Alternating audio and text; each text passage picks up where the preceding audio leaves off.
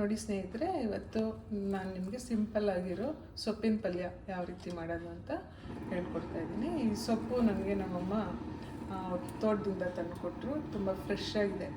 ಕೀರೆ ಮಡಿಯಿಂದ ಕೀರೆ ಸೊಪ್ಪು ಮತ್ತು ಒಣಗೊನೆ ಸೊಪ್ಪು ಕಿತ್ಕೊಂಡ್ಬಂದಿದ್ದಾರೆ. ಅದಕ್ಕೆ ಸಿಂಪಲ್ ರೆಸಿಪಿ, ಚಪಾತಿಗೆ ಯಾವ ರೀತಿ ಪಲ್ಯ ಮಾಡ್ಕೊಳ್ಳೋದು ಅಂತ ಹೇಳ್ಕೊಡ್ತಾ ಇದ್ದೀನಿ. ಇದನ್ನು ಸ್ವಲ್ಪ ಚಿಕ್ಕದಾಗಿ ಕಟ್ ಮಾಡ್ಕೊಳ್ಳೋಣ. ನೋಡಿ, ಈ ರೀತಿ ಸಣ್ಣದಾಗಿ ಹೆಚ್ಚಿಟ್ಕೊಂಡಿದ್ದೀನಿ. ಇವಾಗ ಇದನ್ನು ಒಗ್ಗರಣೆ ಹಾಕ್ಕೊಳ್ಳೋಣ. ಎಣ್ಣೆ ಸ್ವಲ್ಪ ಹಾಕ್ಕೊಳ್ಳೋಣ ಒಗ್ಗರಣೆಗೆ. ನಮ್ಮ ಮನೆಯಲ್ಲಿ ಸ್ವಲ್ಪ ನಾವು ಬೆಳ್ಳುಳ್ಳಿ ಉಪಯೋಗಿಸೋದು ಜಾಸ್ತಿ. ಇದಕ್ಕೆ ಬೆಳ್ಳುಳ್ಳಿನೂ ಹಾಕ್ಕೊತಾ ಇದ್ದೀನಿ. ಸೊಪ್ಪಿನ ಪಲ್ಯ ಚೆನ್ನಾಗಿರುತ್ತೆ. ಸಿಡಿತಾ ಇದೆ ಸಾಸಿವೆ. ಇಲ್ಲಿ ಬೆಳ್ಳುಳ್ಳಿ ಹಾಕ್ಕೊಳ್ಳೋಣ. ಹಾಗೆ ಮುರಿದಿಟ್ಕೊಂಡಿದ್ದೀನಿ. ಒಣಮೆಣಸಿನ್ಕಾಯಿ ಸೇರಿಸ್ಕೊಳ್ಳೋಣ. 1.5 ಈರುಳ್ಳಿ ಹಾಕ್ಕೊಂಡಿದ್ದೀನಿ. ಹಾಕೊಬೋದು, ಎಷ್ಟು ಬೇಕಾದರೆ ಈರುಳ್ಳಿ ಸಾಕು, ಇಷ್ಟೇ. ಆಮೇಲೆ ಸೊಪ್ಪಿನ ರುಚಿ ಹೊಟ್ಟೋಗ್ಬಿಡುತ್ತೆ ಈರುಳ್ಳಿ ಜಾಸ್ತಿ ಹಾಕ್ಕೊಂಡು.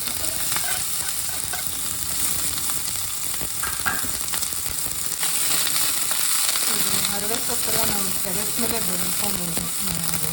ಅದು ತುಂಬ ರುಚಿ ಇರುತ್ತೆ. ಅದಕ್ಕೆ ಪಲ್ಯ ಮಾಡಿದ್ರೆ ಅಂಗಡಿಲಿ ಸಿಕ್ಕಂಥ ಸೊಪ್ಪಿನಿಂದ ಈ ರೀತಿ ಪಲ್ಯ ಮಾಡಿಕೊಂಡ್ರೆ ಅಷ್ಟು ರುಚಿ ಇರೋಲ್ಲ.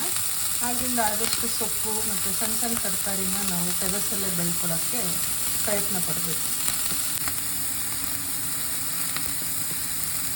ರುಚಿಗೆ ತಕ್ಕಷ್ಟು ಉಪ್ಪು ಹಾಕೋಣ. ಜಾಸ್ತಿ ಇರಿಸಲ್ಲ ಸೊಪ್ಪು, ಉಪ್ಪು ಕಮ್ಮಿ ಹಾಕೊಂಡು. ಈರುಳ್ಳಿ ಕೆಂಪಗಾಗಿದೆ. ಈಗ ಸೊಪ್ಪನ್ನು ಹಚ್ಚಿಟ್ಟಿದ್ದೀನಲ್ಲ, ಅದನ್ನು ಮಿಕ್ಸ್ ಮಾಡ್ಕೊಳ್ಳೋಣ.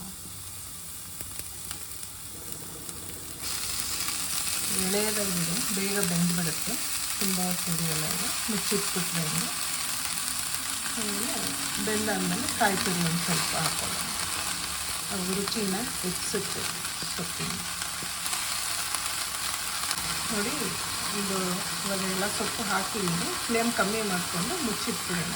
ಆಮೇಲೆ 1-2 ನಿಮಿಷ ಆದಮೇಲೆ ಮಿಕ್ಸ್ ಮಾಡ್ಕೊಳ್ಳೋಣ. ನೋಡಿ, 2 ನಿಮಿಷ ಆಗಿದೆ.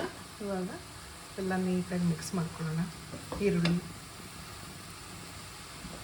ನೋಡಿ, ಆಗಲೇ ಪಾತ್ರೆ ತುಂಬ ಇದೆ ಅನಿಸ್ತಾ ಇತ್ತಲ್ಲ, ಪ್ಯಾನ್ ತುಂಬ ಬೆಂದರೆ ತುಂಬ ಕಮ್ಮಿ ಆಗುತ್ತೆ.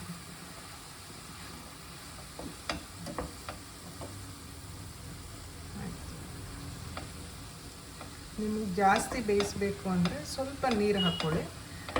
ತುಂಬ ನೀರು ಕಮ್ಮಿ ಆಗಿಬಿಡುತ್ತೆ. ನಾನು ಇದೇ ಶಾಖದಲ್ಲೇ ಮುಚ್ಚಿಟ್ಟಿರೋದ್ರಿಂದ ಅದೇ ಶಾಖದಲ್ಲಿ ಬೇಯ್ಕೊಳ್ಳುತ್ತೆ ಸಾಕು. ನಾನೇನು ನೀರು ಹಾಕ್ಕೊಳ್ಳಲ್ಲ.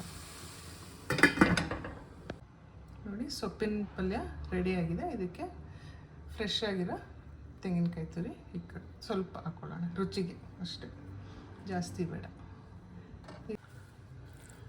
ಸೊಪ್ಪಿನ ಪಲ್ಯನ ಚಪಾತಿ ಜೊತೆಗೆ, ಇಲ್ಲಾಂದರೆ ನಾವು ರಸಮ್ ರೈಸ್ ಜೊತೆ ತಿನ್ಬೋದು, ಚೆನ್ನಾಗಿರುತ್ತೆ. ನೋಡಿ, ನೀವು ಈ ಥರ ಸೊಪ್ಪಿನ ಪಲ್ಯ ಮಾಡ್ಕೊಳ್ಳಿ. ತುಂಬ ಸಿಂಪಲ್ ಆಗಿದೆ, ಆಮೇಲೆ ಬೇಗನೂ ಆಗುತ್ತೆ, ರುಚಿಯಾಗೂ ಇರುತ್ತೆ.